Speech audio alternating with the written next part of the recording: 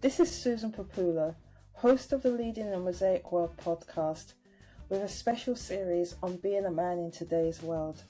As of late, I found myself increasingly conversing with men and focusing my work on boys and men.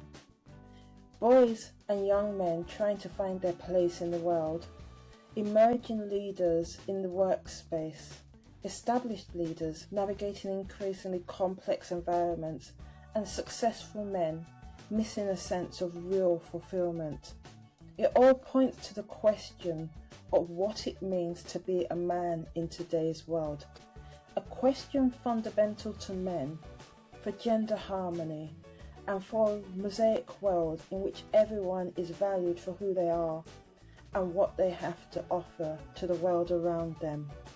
Join me as I explore this subject with a rich diversity of men and women too. Thank you.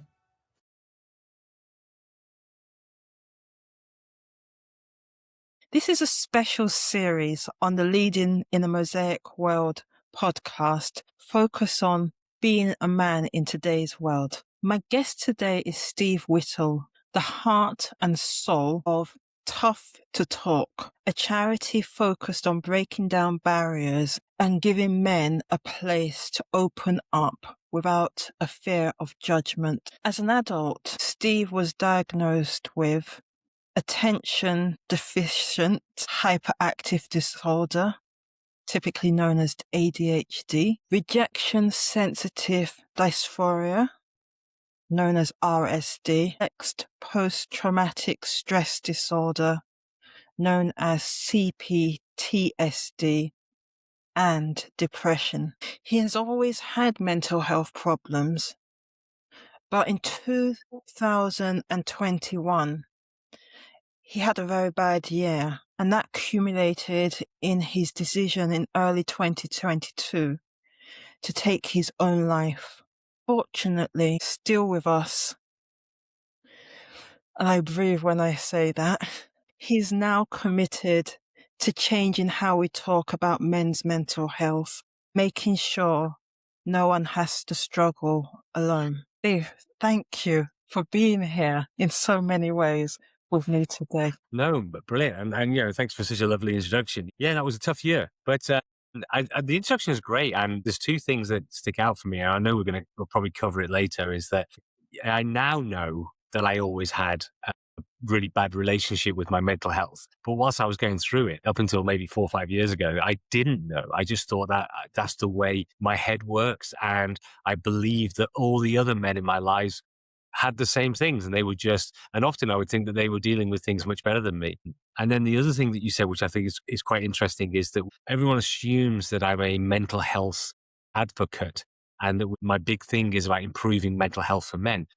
But actually that's just one aspect, because ultimately the role of Tough to Talk and the things that we do is to reduce male suicide. And mental health is only one factor that often leads to thoughts of suicide for anybody. There's 4 other really key factors that we're talking about.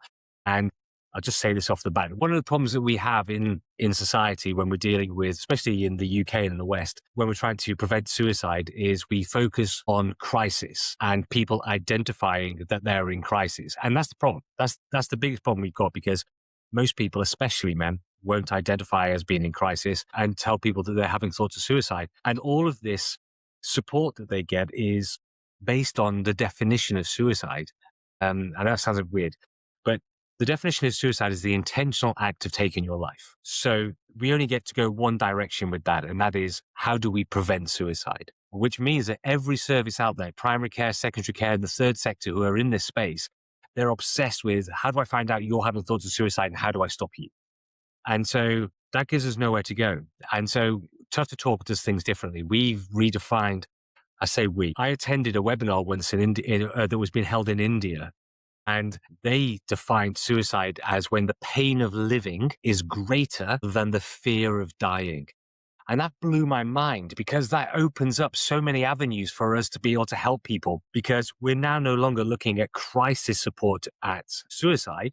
We're looking at pain management. So we're moving upstream from crisis and looking at pain management. So actually, as an organization, if your pain is mental health, then brilliant. If your pain is what's going on currently in your life, is it past history? Is it biological factors? Is it your identity?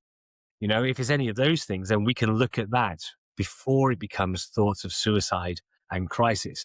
And so that's where we're a little bit different. I mean, everybody says that about me in my intros. He's a mental health advocate, but actually I'm more about pain management before crisis. And it's just interesting when you gave that definition. I remember the first time we spoke, you mentioned to me that people often think that suicide is a selfish act. Mm. But actually, a key thing that leads people to suicide is that they believe that they have no value to add, that they're more of a burden to people than the value that they can add, and so that people would be better off without them. Yeah, no, absolutely. And this is particularly poignant for men in particular. Most men who struggle with thoughts of suicide, when we're talking to them, it's nearly always the same story. And there's lots of studies on this, various universities and Lancet journals about men's identity. And especially in the West, there isn't any kind of real rite of passage of becoming a man. So we just kind of making it up. And so how we decide what we are as a man is often from generational gender bias, from our grandparents to our parents to what then to us, and then what we tell our brothers and what we tell our sons about what it is to be a man. And society tells us that to be a man, you have to bring something to the table. What is your value? What is your purpose? What will you be when you grow up? There is a real, and you get this from social media, from the media, from our families about what it is to be a man. And so when we speak to most people who are having thoughts of suicide, it's not a selfish act at all. It's completely selfless because they've got to a point where they don't believe they're not adding any value. They don't believe they have any purpose. And without value and without purpose, well, surely they must be a burden. And if they are a burden to everybody around them, then often they think that they'd be better off not there. And these are the kinds of conversations we're having with men all the time, because it's about value and purpose. Yeah, and that's actually quite sad because, I mean, my work, I always talk about human value. Everyone's got a value.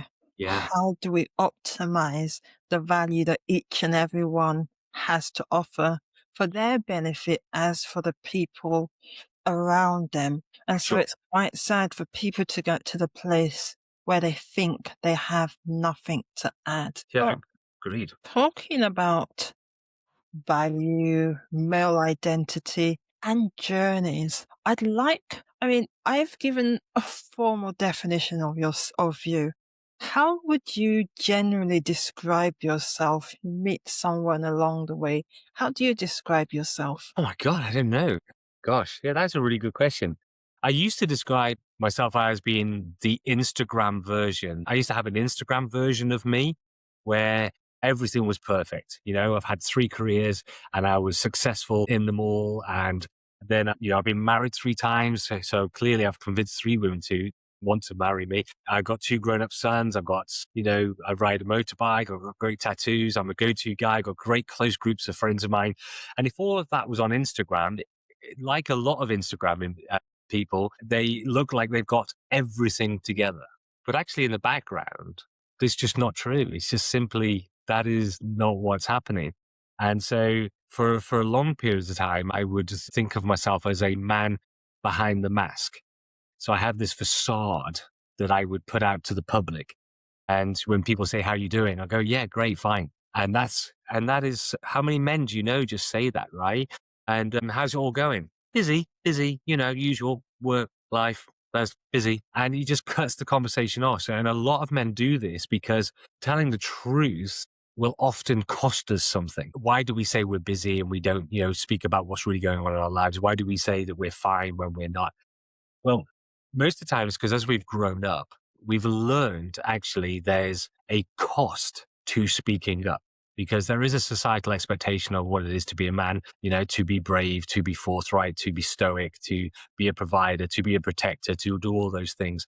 And they are learned behaviors from the media, social media, from our parents and so on. And we learn that very young. An example would be when a boy falls over, often a role model will stand them up and say, you're okay, don't worry, it doesn't hurt, you've got this, run it off. And they're crying and they are upset and it does hurt. But a role model has said that it doesn't. And so they go, okay, fine, well, I trust you, I believe you, I'll go with this. And then they'll see a girl fall over and they'll have to be picked up and they'll be hugged. And what young boys learn at that point is that I get it. Their pain is more important than my pain. And then as we grow up through life, when we start to hang around with our peers, when we show any kind of weakness or any kind of vulnerability, and we know this is wrong, but then we are mocked. Don't be a big girl's blouse, you big gayer. All of these kind of derogative terms that are used to keep our emotions in check.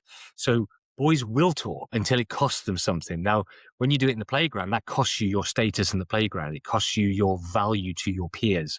So that's not very good. And then we move through our younger life, when we are starting to date girls and boys. So, it's like peacocking, isn't it? Who's got the biggest chest? Who is 6 foot tall? Who is, you're starting to see where you stand in your space. And, the more masculine men are often getting the better pick of the relationships and so on. And you then have to move into the workplace. And most men have spoken up about how they feel, what they're going through at least once. And often the cost in the workplace is isolation. And what we see all the time is how we are rewarded for resilience. Isn't it amazing the feedback we get? It never causes me any problems. He's always on time, grafter, always working really hard, always does the extra. Okay. And so we see these kind of feedback all the time. Well, I want to be that resilient guy. I want to be that person. And then that time you speak up and go, do you know what? My mental health isn't great. I need some support. And what happens? Your boss goes, go home, speak to your doctor, come back in a couple of weeks, get your head straight. No one phones you. No one checks in on you. If you'd broken your leg, someone would be signing your cast. No one's coming around to sign your brain. And no one's checking in on you. So can I check on Dave? He's gone home with poor mental health. Oh, no. You just leave him. So we learn very quickly that when we speak up, we get isolated and it gets called care. And when we bottle it up and we stick with it, we get rewarded and it gets called resilience. And so this whole process through our life is a learned behavior. So one of the biggest problems we've got to do now is we've got to unlearn that behavior and we've got to retrain those behaviors at a younger age. It's a big thing for us as men. We don't, again, it's a societal thing, expectations, a learned behavior. Yeah, thank you for that.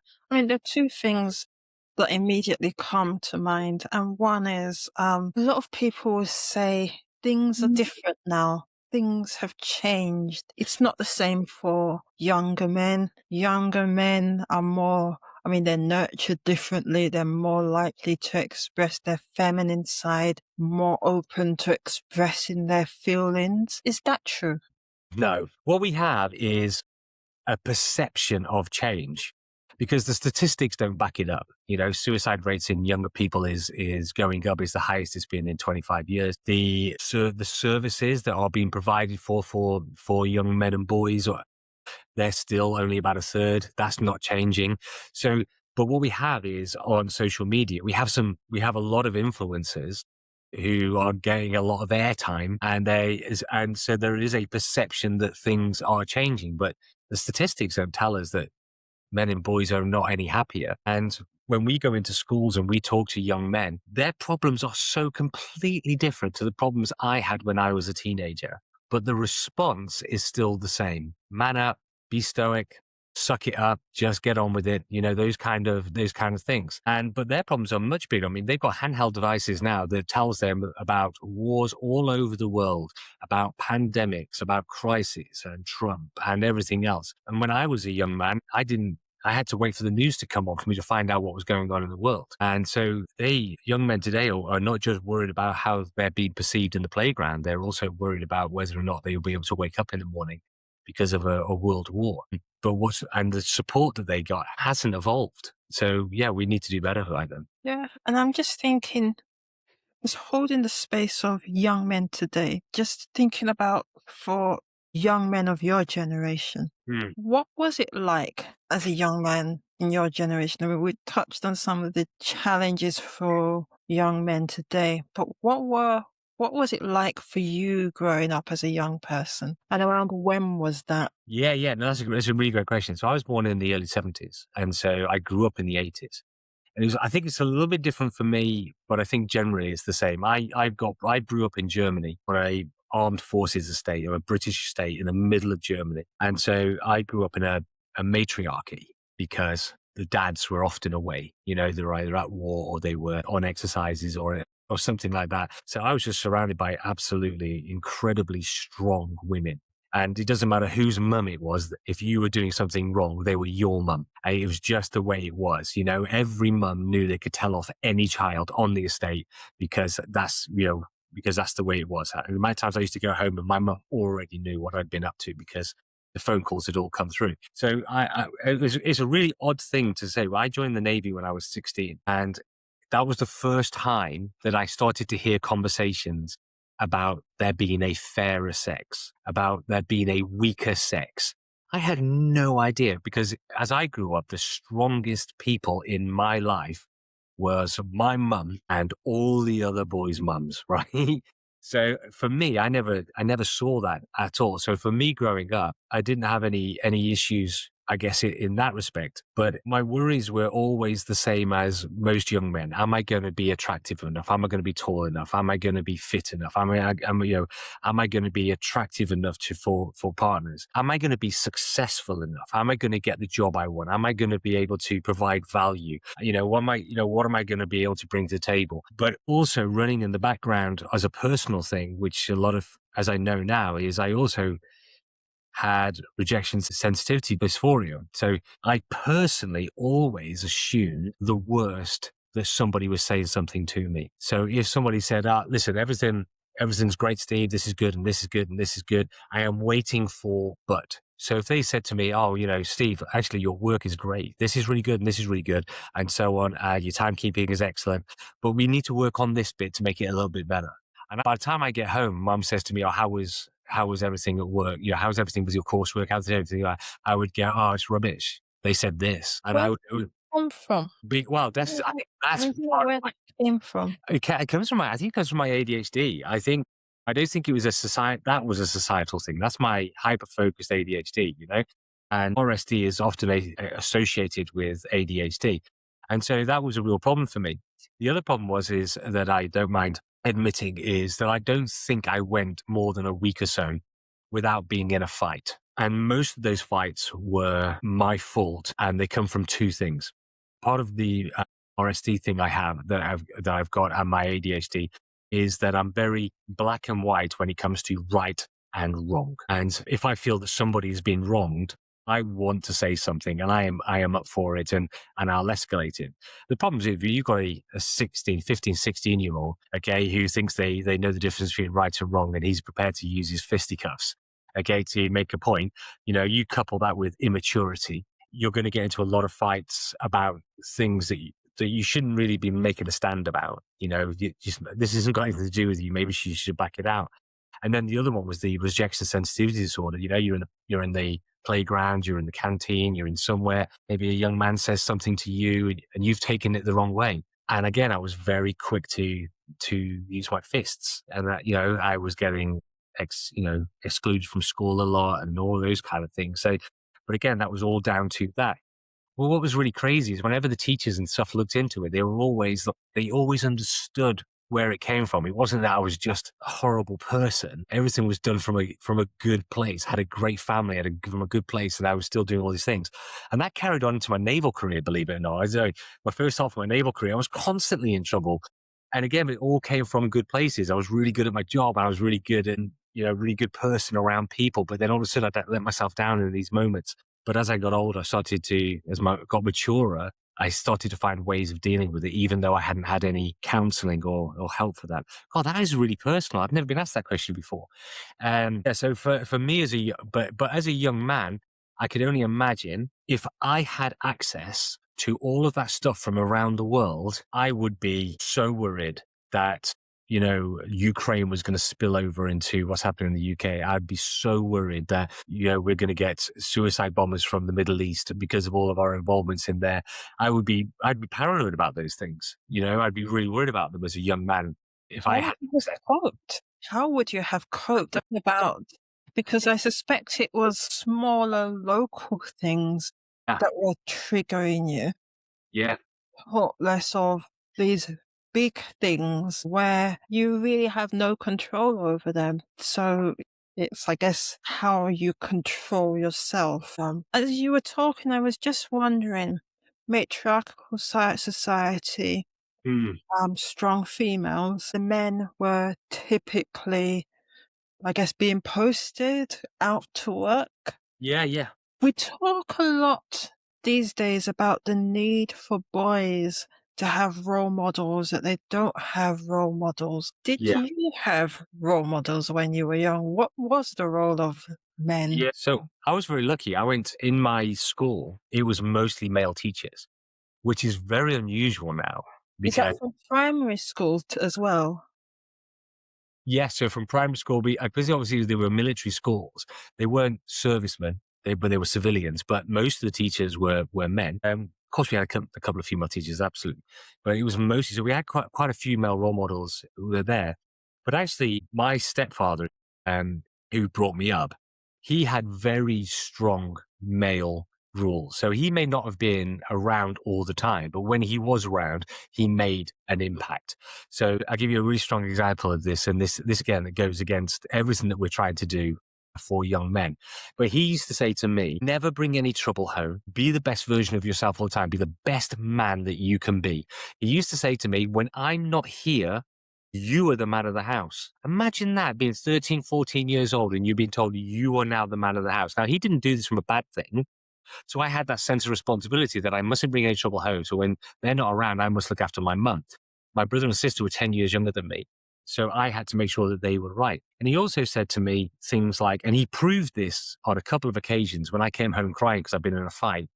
And he always used to say, never start a fight, but you are to finish it. And so one time I remember I came home and I was crying. And he asked me what happened. And I said, a group of lads had set up on me. And he knew the lads. And he said, okay, cool. Well, come home when you've dealt with them. And the expectation was that I would go out and fight them as individuals until I'd sorted it. So I guess if you're unpicking that, that's a thing, right? That is an absolute thing. And it gave me a very strong moral compass. But again, I think it did shape what's the difference between right and wrong. And actually, you should fight for what you think is right. And sadly, physical fighting is where I was at when I was younger, which is, not right. Yeah. And I guess there's still something for fighting for what is right, but it's how you do it. And one thing I've also learned is you have to pick your fights as well. Yeah. You can't fight for everything or you'll kill yourself in the process. Yeah. You're very, so true. I mean, even now as an adult, I'm very clear with the charity Tough to Talk, where we pick our lane. We have our lane. We have our fight. We know we're the only charity who does what we do in the way that we do it. We are suicide prevention upstream, where pain is before crisis. That's where we do our best work. And when we get our job right, all the other organizations benefit. So we're really cool with that. But often we get dragged into conversations, and they're really important conversations, but they're not for us to deal with. And often they are gendered conversations. And I as an individual, sometimes make commentary on some of the gendered conversations because it's relevant to the impact it's having on men. But sometimes if it's creating an argument about gender, it doesn't solve the problems for humanity. So for example, so I understand the value of DE&I because historically, equity and diversity, equity, and inclusion, right? Because historically, minority groups and women have suffered, by not having equity. So I'm a massive fan of that. I would never want to get rid of DE&I. But what I would do is I would voice, and we've seen this in action when we've worked with organizations and said, listen, you have to put men's issues and men's plights on the same footing as DE&I. And there's always really great worry with that because it's like we're saying, historically with patriarchal values, men have been the ones who have forced the issue on DE&I. And so DE&I has to be raised above them. Now, the problem with that is that if you have an organization which is 90% men, and that 90% of people are now seeing that, there's lots of support for DE&I, but not for men's issues, and it's not on an equal footing, that's a problem, right? So if I was to speak up for men at that point and say, listen, you need to have it balanced, all right? The same level of effort for DE&I needs to be passed on to them. Doesn't mean that we get rid of DE&I. What'll happen is that we'll help more men, and actually more men will engage with D&I because we've seen it, because you then get allyship. But what can often happen is that someone will try and drag me into an argument about, well, I'm doing this because I'm anti-women, or I'm doing this because I'm a male rights activist and I'm pro men's issues. Or somebody once asked me if I was a fully paid up member of the patriarchy because I'm supporting men in this space. And of course, that's not true. It's not. So we need to find that balance where we can support everybody, and I'll give you another example. Allyship as well is another one that can be really confusing. So, because when we talk about male allyship, what are we talking about? Are we talking about allies for men, or are we talking about males being allies for women? It can all get very confusing, because we never really talk about female allyship. Well, I could answer that, Justin. I could answer that. It goes back to, I guess it goes back to what you've said earlier. Yeah. The historical disadvantage that women have faced, if we're looking at it from a gender perspective. Sure. Recognizing that historical disadvantage, viewing men as being in relatively advantaged positions, allyship, them therefore supporting, standing up for women.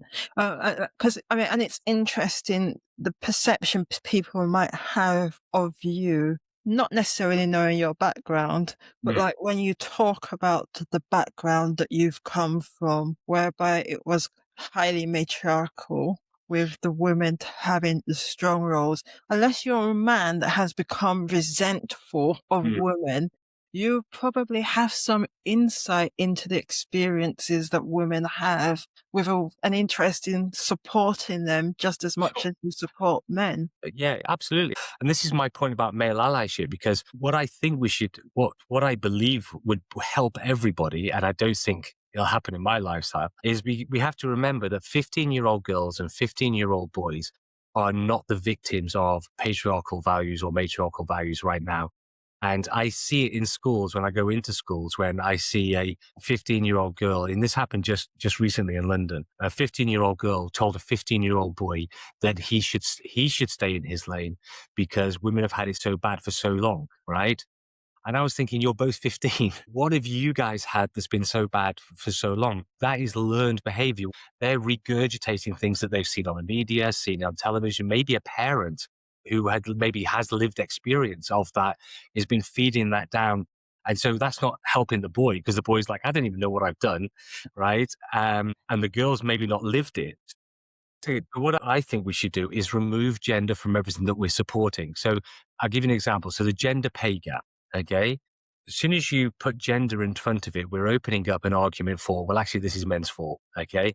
If we just say we are a gender gap ally, if we say that there is a gap in care for a certain group of people in the NHS, well, let's not make it about the gender of those people. Let's just say that whatever that issue is, that's where I'm an ally, not about gender. Let's just remove gender from the problems and just make it about the issue. And then I think we'll probably get more people on board without these arguments about gender. I understand where you're coming from, but there is a logic that if you look at the statistics and the experiences and you find that there is a specific group that is relatively historically more disadvantaged, then you want to focus in on that group. I used an example during Black Lives Matter, when people were saying Black Lives Matter and someone was like, well, all lives matter. I said, if someone was ill, they had a broken arm, I just throw out a broken arm, and they went to the hospital, you know that the whole body is of importance, but you're going to focus on the part of the body that is most in pain at that point in time. And so I think there is relevance to that. And then there is an understanding of the historical context and the trends.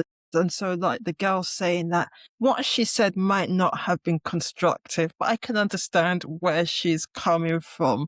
And I can also understand the boy's reaction. But moving away from that, if that's okay, we could get caught in that rabbit hole. No, but again, I'm a secular humanist, right? So I do not care about color, creed, religion past anything, because it's all about being a human first and foremost. Yeah, but I can understand that, but I also believe in diagnosing specific problems. And if someone is faced with a pain or a problem, then there is a logic to focus on the specific issues as opposed to just saying we look at everything. I'm not saying that's wrong. I'm not saying that that is wrong. I'm just saying that what we have is there is a generational pain that's getting passed down to people who are not experiencing that pain. And so at some point we have to be aware of our history so we don't repeat it. But also we need to heal. I mean, it's questionable whether we could get into a big debate, which takes. That's not what this is about. But yeah, no. There is a question, I mean, because if you think of from a UK perspective, there are the concerns expressed about, for instance, violence against girls and women and girls and the experiences that some girls have from a very young age. And for me, that is not just denying the experiences that boys have. But if you think of the research and the work done in that space, and it says that actually that 15-year-old may have actually experienced things. So it's not just about what she's heard, it's what she or her contemporaries may have experienced as well. I can see that. I can absolutely see that. Thinking about, you mentioned fighting. You spoke about fighting for what's right. Yeah. And that was physical. And it's, you said it's always coming from a good place. And we spoke about young people and all the things that they're seeing in the world and how they contend with it. How do they contend? What do you recommend that boys do to contend with all the challenges in the world today? That's a great point. I think we need to help them understand what they can do. Okay, so because you can only control the controllables, right? But I'm speaking to a lot of young people in schools, and boys and girls, young men, young women, and they don't understand what they can control and what they can't control. And it must be really confusing for young people who they're seeing all this stuff on the media, all the media on social media. And I see a lot of them comparing themselves constantly to people on social media. And obviously comparison is the thief of joy. And so they always think they can do more. But actually, wouldn't it be great if we could help them understand, actually, this is you and this is what you can control right now. This is where you can find your happy in this moment, because they're always looking at something bigger than they are. I think sometimes, I know it sounds like a really old thing to do. I think sometimes, especially the very younger ones, they're forgetting that they're children. I know that just recently we just had the government vote to ban social media for under 16-year-olds. And I think if you're a 13-year-old on social media, you're very quickly wanting to be 16 and you're growing up too quickly. But I think for young people to cope, I think we need to help them understand what they can control. And if they can control their environment, I think they'll find a little bit more happy. So if there was a 16-year-old boy listening, or let me say a 15-year-old boy, 16, what you be saying to him? Oh my gosh, I would be asking them to find in themselves, what do they think realistically a 15-year-old boy should be doing at 15? Where is their happy? What is their, it's like, who is it in your life who's really important to you right now? What is it in your life that's really important to you in life right now that you can control? And let's embrace those things, okay? Let's not worry too much about, what are you going to be when you grow up? Because you're only 15, all right? I mean, I didn't know what I wanted to do when I was 43, right? So it would be, look at your environment. What should you be doing at 15, okay? And let's make that happen, If it's you playing football on a Saturday and that's your big thing and you want to be the best footballer in the world, well, let's go to football training. Let's go to football. Let's go do those things, right? But also think about what's stealing your happy. What is it that's at 15 years old? What is it that's stealing your joy? And if you can answer those, then we have things that we can action. And more importantly, don't do it on your own. Whether you're finding your theft of joy, don't do it on your own. Find a role model and try and find some support. Are there any role models that you would recommend? Because we talk a lot about the manosphere and Yeah. immediately start talking about negative characters. But for that young person or the parent of the young person, are there people that you would say, okay, you might say yourself, but are there people that you would say, this is someone you should be following and you should be listening to, or not should, that you could follow and listen to, and you might enjoy and gain value from them? Gosh, yeah. But there is some good news about the manosphere, by the way. There's two things about the manosphere which I think are good, right? One, the manosphere proves that young men are open to listening, right? They're just listening to the wrong things. So that's a good thing, right? They are open. So let's fill the void that the manosphere is creating and then with good people, right? The second thing that the manosphere proves as well is that the data that's coming out when young people are being interviewed about the manosphere and the Andrew Tates of this world and so on, the majority of young men think that the Andrew Tates of this world and those influencers are not very nice people. Okay, they get it. They go, we're not listening to them. It's a very small minority of young men that actually are engaging with the manosphere. So this is a good news, because it's very easy for us to go, oh my God, the manosphere is ruining all young men. Well, actually not. So, but it gives us an opportunity. So if I was advising young people to go and find a role model, I would say, look out the window, right? Look out the window at the people who are around you.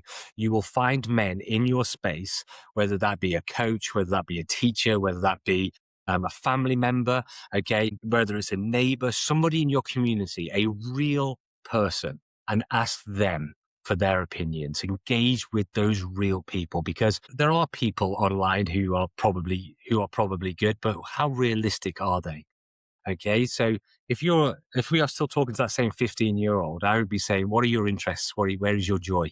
Find a good person in that space. And by the way, they don't have to be old. You might be 15 and you can find a good 18-year-old. So find men in your space, because men do want to be role models, but often, and this is another story, often we get shot down for doing things like that because it's easy to mock people when they do good things. But yeah, my advice to any 15-year-old boy who's looking for a role model is find somebody in your space. So I'm just then thinking, because when you speak about the manosphere and the Andrew Tates, what I've heard is that a number of young people might engage because they're hearing positive things, how to manage finances, or okay, how to get things that you want. And then it gets to the darker side and they think, ew, what am I doing here? And they disengage. And so I'm then thinking, for that young person, looking for people around him. Now, you find someone that has got common interest, but are there other characteristics, character traits that you would say, this is what I would recommend you look for in that person, or things that if you see, you should avoid? Yeah, you're right. With the manosphere, it's like a gateway entrance, isn't there? Because I can totally understand why somebody would look at the manosphere, because what they're saying is, don't worry about what anybody else thinks about you. You know, do it for yourself. Pull yourself up by your own bootstraps. You've got this. You don't need anybody else. And when you've got disenfranchised young men who have tried to speak up and tried to reach out to people, and then they've been shot down, they've been closed down, they're going, yeah, you're right. Yeah, this makes sense to me. I feel this. I could, and then they're in, and then they've got to quickly get out, right? And it's very difficult when you're disenfranchised and then all of a sudden you're part of a club.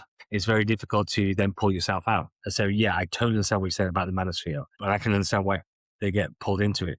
But if you're looking for what is right, that you've got to look at where people's moral compasses are. Are they prepared to say, no, I don't agree with that. You do it. If that's what you want to do, yeah, if you want to act that way, if you want to behave that way, that's fine.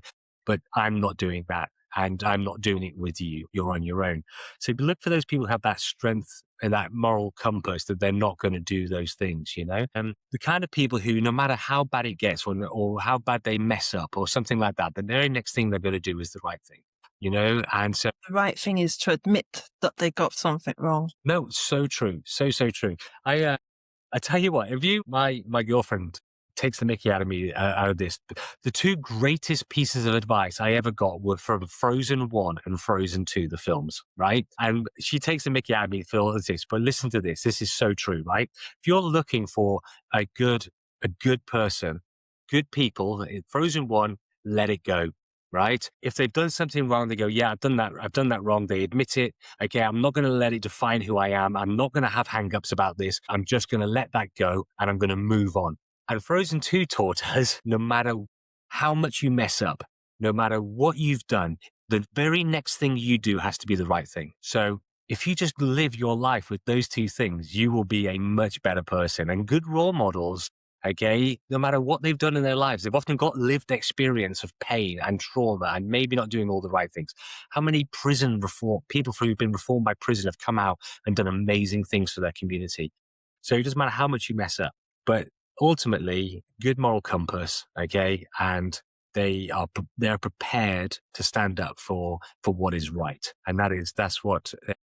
For me, that's what we need to look for in role models. Yeah, it's funny because in a way I put it the other way around. Frozen 2, do the right thing, yeah, and let it go. Cool with that. I'm good with that. Yeah, absolutely. Yeah, whichever order, they both work for me. And but it's interesting. We've come back to doing the right thing, and I suspect that's also standing up for the right thing. So I guess somehow there has to be something about finding the balance within doing the right thing, standing up for things, but within reason. You can only do so much because in many ways it goes back to what I refer to as the traditional role of man, whether that still stands or not. No. I mean, like when you mentioned your stepfather telling you to look after other people. Yeah. So that was the role of the man as the provider, to look after your sister, look after people, standing up for things. Does that still stand, or has that? Of course, it still stands. Yeah, absolutely still stands. But it's not a male thing. It's not a male-female thing, right? Men are physically stronger than women. We're not getting around that, right? Most women are more empathetic than men. We're not getting around that, right? Women are generally seen as much better nurturers than men, right? There's very few other differences, right? So in society, when it comes to strengths things, of course men are going to be better able to go and do those things, right? All this, when I hear people argue about going, well, if we went to war with another country, women won't get drafted. Well, no, we're much stronger than they are, right? So let us fulfill that role. Right, let's fulfill that bit because that's where we're strong. But does that mean everything in life has to be like that? No, absolutely not. Right. So when I'm talking about being, having a good moral compass and doing the right thing, that means in every aspect of what we're doing. If doing the right thing means that if manning up is a phrase, I love man up. Right. We wrote a book called Man Up. Right. Because the opposite of man up is man down. And we want all of our men to be up. And if man up is an insult and we own it, it can't hurt us. If manning up means that I use my physical attributes, okay, to do something good, working in a steel mill, working in construction, manufacturing, infrastructure, going to war, if that means I fulfill that because I'm physically suited to that, then brilliant. If manning up also means recognizing that emotionally I am struggling or mentally I'm in pain, if manning up means that I find that inner fortitude to be able to speak to my partner, my line manager, my best friend, my somebody, then so be it. That's what we're looking for. We're not looking for just a physical aspect of what it is to be human. We're talking across the board, right? Good people, regardless of gender, will do the right thing in every situation. That makes sense. So you've more or less reclaimed man up. Yeah. Like the LGBTQ community reclaimed queer.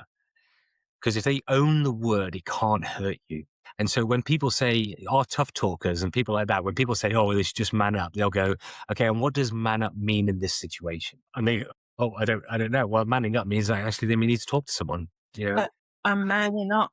I mean, as you said, admitting something is wrong. Manning up is admitting that this is who I am. This is my experience. This is how I feel. This is what I think. So in many ways, man up is being you. Yeah, I guess. I mean, whatever advantage you have as a person, you should use to be better for society. Yeah, because, I mentioned, I think that might have been before we started recording, or maybe it wasn't. I spoke about human value, that if everyone has value, and it's how we make the best of our value. So in a way, manning up is this is who I am, my value, this is what I bring. And my best today is not my best tomorrow, and I have to accept that. And I'm not going to try and pretend, or lie and say I did something when I didn't. I'm not going to bully someone else, and all of those other things. Yes. No, that's right. That's good. One of my friends always says, you got to stick up for the little guy, right? And when you say stick up for the little guy, he doesn't mean a man. He doesn't mean a man. When he talks about this, he just says, whoever it is who needs the support. And so, for example, if I've got a mate who's weaker than me and we're carrying something, all right, I'll carry more weight than he does. Okay. But it means this, I would do the same for a woman. Right. Or, anybody, whoever in this instance is the little guy, right? Because my expectation is that they will do it for me. Yeah.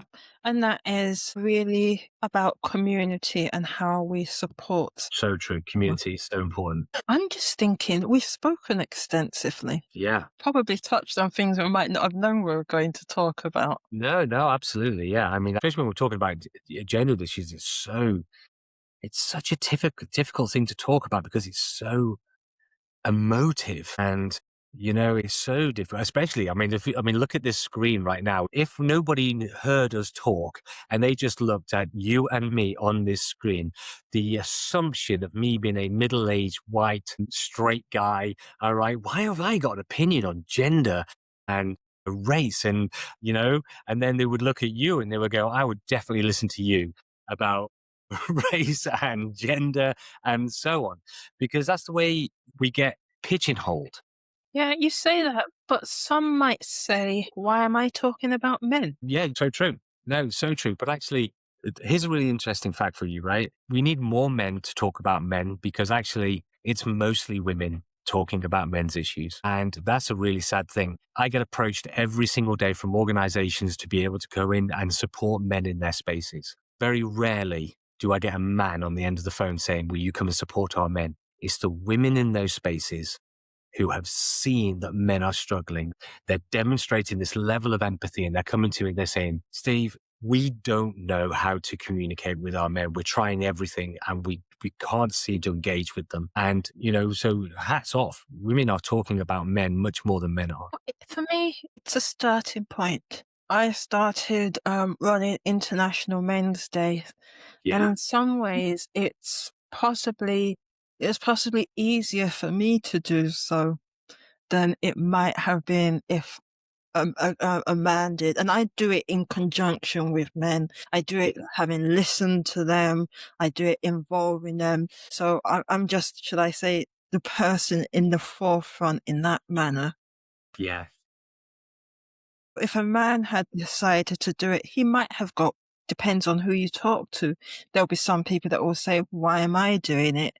But there'll also be people that would turn to him and say, well, why are you doing this? Men already have. So there's value. And for me, the most important thing is that we have the conversations and we have the understanding. And so with that in mind, and thinking of you mentioning the empathetic woman that gets in touch and say men are struggling.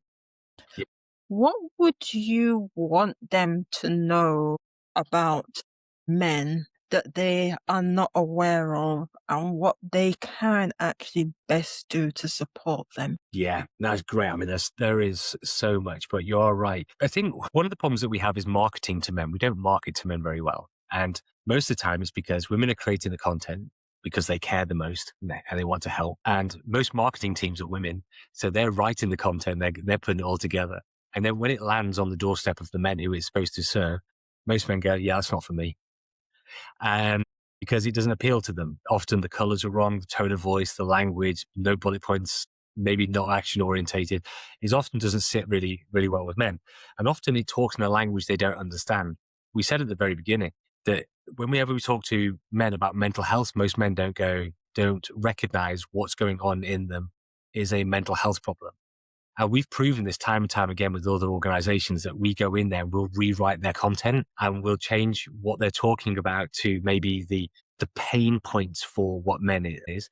And often we'll position the content in areas of the business that isn't in the public eye, isn't in that public space, that people can read on the quiet so they don't feel like they're being judged and so on. So one of the things that if you are a female in a male-centric space and you're trying to help men out, is look at the way you're engaging with those men and what it is that you're saying. Because a prime example of this is we know in construction, 43% of men in construction are identified as lonely.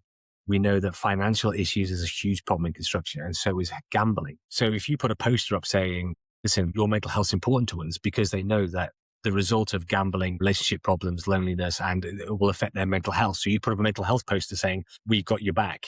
They'll go, well, that doesn't relate to me at all. If you put a poster up and say about gambling and here's your support networks, here's your gam care, and you do it in a way that you talk about how they feel and what they're physically going through and with debt and all these kind of things, they will more likely engage with those posters. And we know that because they do. We see it all the time. So if you are worried about men, learn about that. The other thing to understand as well is that most people will seek support in people who look like them. So very often, a woman asking a man to open up about something will often not work. I hear it all the time when I hear my husband's really struggling and I've told him to tell me what's going on. Well, let's think about, again, what are the societal expectations of man? Be strong, be a provider, don't make a fuss, be resilient, okay? They've learned to remember growing up that women's pain is more important than them. So when a woman says, tell me what's going on, and they're thinking, if I tell you, you're going to be in pain, you're then going to worry about me, and then I will be a burden to you. No, I'm not doing that. So there's every chance that will happen. So have male role models sign up who are working shoulder to shoulder with your campaign to be able to lead on this in those spaces. And lastly, the other thing to remember is that most men do want to talk, but it's the environment that's often not safe, and there's a cost to them opening up. So what we have to do is remove that cost and make sure that the environment is right, and we have to reach in. Most men are reaching out for help like that. They've got a little hand out and they're going, I do need help, okay, but it's not safe and there's a cost to it. So for now, we need, until the environment's completely changed, till the culture changes in those spaces, we have to reach in. So we need to get role models in those spaces. So I'd get them all on board and say, listen, ask other men about these things. Be visual about these things. Ask them about it. And then no matter what they say, you make sure that they feel comfortable about what they said to you. Okay, I like that. So, there's something about who is delivering the message, but I think one of the key things is, yes, men talking to men, the male role models, but often we start with the end of, okay, everything that you've got a mental health challenge. And you said earlier, like with yourself, men might not even know that this is a mental health challenge, but what we should really be talking about are the things that cause that problem in the first instance. Yes, very, very true. I mean, how many times have you, I don't know if you've done this, but many times I've spoken to men and maybe their partners left them and taken the kids. And I'll go, mate, that sucks. How do you feel about it? And their feelings are often not the priority. They'll go, well, I feel mad about it. And I goes, well, okay, cool. So what are we going to do? I say, well, I'm going to get my wife back. I'm going to get my kids back. And so everything is a practical thing. What can I practically do to get my wife back and get my kids back? And when the moment happens that the wife isn't coming back, the practical thing now is, well, how do I get access to my children? Yeah, but how do you feel about it? Well, how I feel about it is irrelevant. And so these are often the barriers that we're dealing with. Touching on that, I guess two things is, it's not that they're not feeling anything. It's Correct. just that they're not expressing what they're feeling. But by not expressing how they feel, it makes it easy for us to think they don't care. Very true. Yeah, no, very true. And I did a post about this today, that And I did one just the other day as well. So I did one today about being busy, men who say they're busy. And I did one the other day about men who say they're fine. It's not that they're too busy or they're not fine. It's just that they don't having to talk about those things, had to be vulnerable. They just don't know how you're going to respond, because historically we've not responded well to men when they've said something. Imagine a group of men together. I see it all the time in construction. A group of men together. One guy says, "Yeah, I'm not feeling it at the moment." "Oh, what's the matter? You're going to cry. Do you need a hug?" Right? Well, you do that enough times, you'll just stop engaging, because you don't want to have to listen to that nonsense again, right? And you just end up with a pity party for one in your own head. And that's how it gets worse. Until you find a tribe. Yes. Yeah. Yeah, I love that. I love the phrase, your tribe is your vibe. When we were talking about young people earlier about finding role models, if there's no role model in your tribe, find a new tribe. Yeah. And that's so tough. That's really tough. But it's almost survival in a way. And that almost takes me on to a concluding question. In many ways, we've spoken about a lot of the challenges of manhood. For you and the men that you know, what's the greatest joy of being a man? And this is really sad, but it's when we're told, right, that we've done good, because you'll be surprised how many times men go through their day and they are not told that they have done something good. And most of the time we want to be told by the significant person in our lives that we have done something good. I saw something the other day. It broke me a little bit. There's this man who keeps interviewing women, and he keeps doing the same thing. So he's not going to be able to do it forever. And he'll interview the woman and he'll say, "Okay, well, who are you? What do you do? I'm this, I'm that, I'm married, and I've got kids, I've got stuff like that." He goes, "Oh, brilliant. So you're married. Okay, gotcha." And he says, "Is he happy?" I've seen that before. Yes. And she doesn't know. She doesn't know. Okay. So for most men, the best joy that we can have is being celebrated in some way for even sometimes the smallest things that we do, the stuff that we contribute in some way. And it makes us feel 10 foot tall when we know that we are doing something in life, because I think there is an assumption that we're okay. And in a way that goes back to not talking or saying anything. And so people don't know. So hopefully we can create the atmosphere and the environment where men are able to say that they do how they genuinely feel, that we will get to know you at a deeper level to really understand and see the signs of what makes you happy or not, as the case may be. Yeah, I agree. And I do it now with the men in my life. My boy's 22. He's in the room next door. And whenever he does anything with me, because sometimes we do some work together, and I will tell him specifically about what he did that was good, because I know we're running out of time, but we talk about clean feedback and dirty feedback. You ever heard that before? So dirty feedback is that was rubbish or that was great. Well, I can't do anything with that.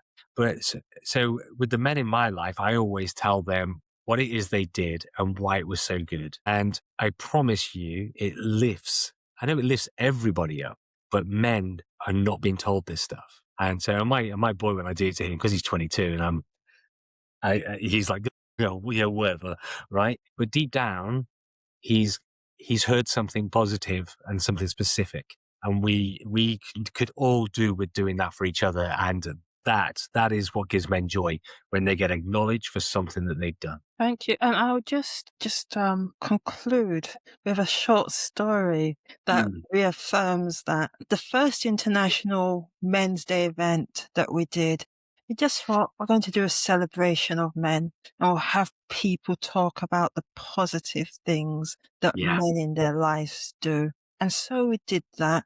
That was November. The following April, there was a man at the event. I hadn't met him before. And he just said thank you, so to speak, on the day and left. The April, he saw me at the event and he came to me. I say he was glowing. He was like, "Susan, that was really good. I really enjoyed that." And that was months later, and it still had that positive impact on him. So that just reconfirms what you're saying. Yeah, absolutely. Yeah, we just don't do it enough, and again, that's role modeling. If enough men do that and it becomes normal, brilliant. Yeah.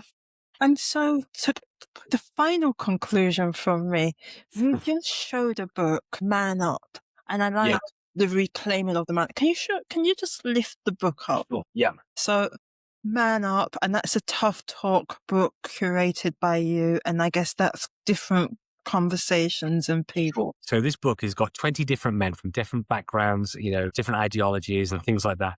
And they all went through something different. And what's really good is the book originally came from women asking for it. So we had mums saying, oh, do you know, it'd be really good to have something I could just have lying around the house that a young man could just pick up and look at the front, and it'll just talk about, and each chapter is about a different subject. So it could be isolation, abuse, narcissism, fatherhood, abuse, and so incest, and so on. And that might trigger a feeling in somebody, and they go straight to that chapter, and they might read a story. And what's really good is when you hear somebody else's story and how they got through it, and you can kind of imagine how you might deal with what you're going through. And it's kind of like living through that lived experience. So, and women said, well, we need that for our boys who are growing up. And actually now the amount of men who have read it and they've related to it and so on. But here's, and I know that you wanted to wrap up, but I just wanted to share this with you. I interviewed 40 men for the book. And I had a real problem now. And I thought, I can't have 40 stories, but let's just get them all to release them first. So I sent them all release forms to give me permission to use their stories. And 19 people said yes. 21 said, actually, on reflection, I'm not ready for my partner to hear about this. I'm not ready for my boss to know about this. I'm not ready for the world to hear all these vulnerable things about me. And so I managed to get one of them to change their mind. And so we ended up with 20 stories. Branching that, so 50% of the people wanted to talk. 100% of these men wanted to share their story, get it off their chest. And, there was something cathartic about it. But over half of them at the very end said, I'm not ready. And that just sums up society for me. But I will say at least cup half full. Yes. Shared their story, even if they didn't want to make it public. Absolutely. So how do people get hold of the book, and how do they get hold of you? Okay, so to go to the website, toughtotalk.com, and so they can contact me through the website, no problem. But also on there, the book and our merchandise is all on there. And 100% of all sales of the book and the merchandise goes to the charity and the great work we're doing. I get nothing, just so you know. I curated it. That's it. But again, everything goes to what we do as a charity. Thank you very much, Steve. I've really enjoyed talking to you today. Excellent. Thank you. It's been a pleasure. Thank you for joining me for today's conversation. I hope you found it insightful. Get in touch and let me know what you think, or if I or any of my guests can be of support to you. Until next time, this is Susan Popoola, working towards the creation of a Mosaic World. Thank you for listening to this episode of the Leading in the Mosaic World podcast. Do visit our website at www.mosaicworld.live to find out more about what we do and how we can be of support to you. Alternatively, connect with me, Susan Popoola, spelt Popoola, on LinkedIn, and let me know what you think of the podcast. Also, don't forget to subscribe to the podcast, give it a first-class rating, and tell everyone you know all about it. Thank you.